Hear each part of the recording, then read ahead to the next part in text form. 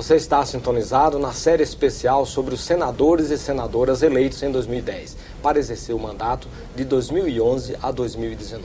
O nosso entrevistado de hoje é o senador Paulo Davim, do PV do Rio Grande do Norte. O senador Paulo Davim nasceu em Natal em 1959. É diplomado em Medicina pela Universidade Federal do Rio Grande do Norte e de 1990 a 1993 presidiu a Associação Médica do Estado.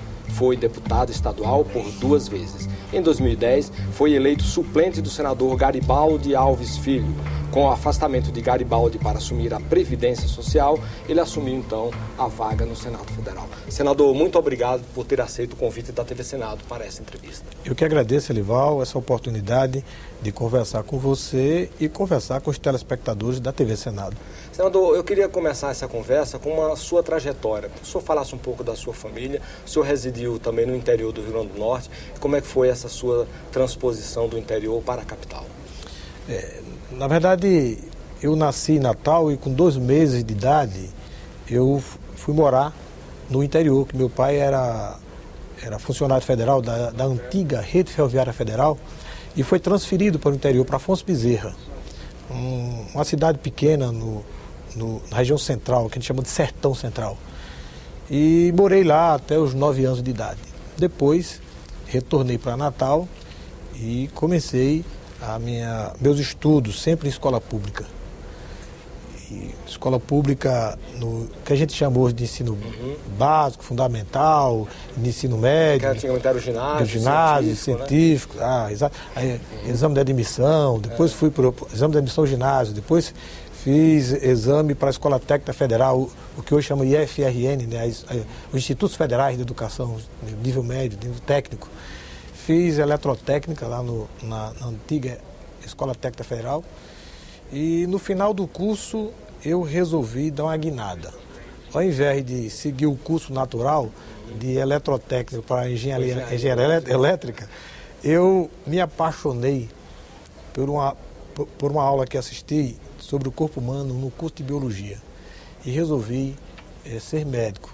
Porque por mais preciso e apaixonante que fosse os esquemas elétricos, o elétron, a rede elétrica, as subestações, os transformadores, linha de transição, eu me apaixonei e achei muito mais brilhante e preciso a eletricidade do coração. Então o senhor se especializou na cardiologia. Cardiologia. Muito mais preciso, uma máquina perfeita, o corpo humano é uma máquina perfeita. E me apaixonei por medicina, exerço medicina há 26 anos, e sou apaixonado por ela.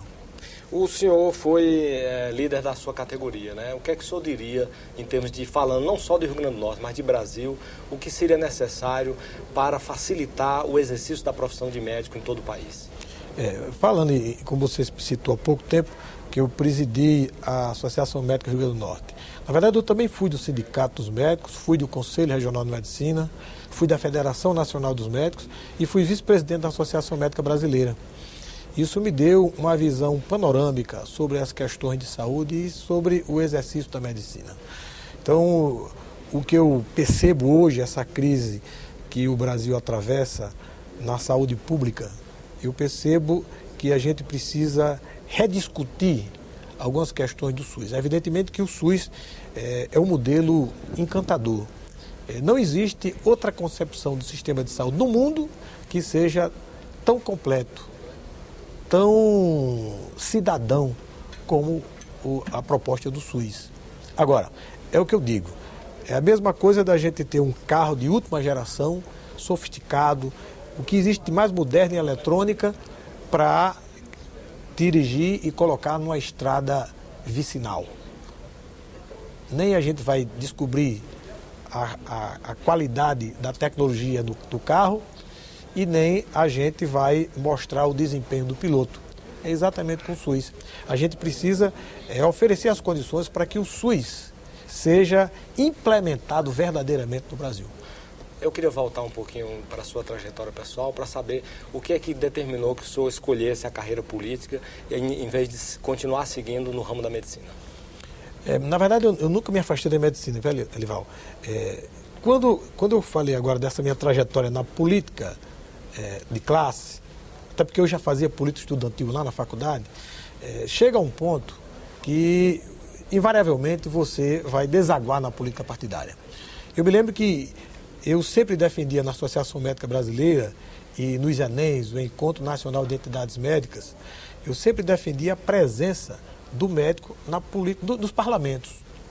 E a categoria, naquela época, resistia um pouco, porque achava que não deveria misturar o exercício da medicina com a política partidária, achando que de alguma forma ia prejudicar a imagem do médico. Eu e um grupo de colegas achávamos que não, porque o parlamento é a casa legitimada pela sociedade. E aqui, no parlamento, se encontram representantes de todos os segmentos, da agricultura, do professor, do industrial, do banqueiro, do bancário, enfim, é uma amostragem quase que perfeita da sociedade. E faltava as entidades médicas entenderem essa questão. E em 2000, uma reunião que houve das entidades médicas em Florianópolis, o presidente da Associação Médica, na época, era o doutor Eleus, hoje deputado federal, Eleus Paiva, e eu era o vice. E nessa reunião houve uma discussão e colocada em votação e saiu a determinação, pelo menos a orientação, de que os médicos apoiassem candidaturas médicas ou lançassem candidatos médicos comprometidos com o movimento da categoria. E no meu estado eu fui escolhido, fui lançado e fui eleito.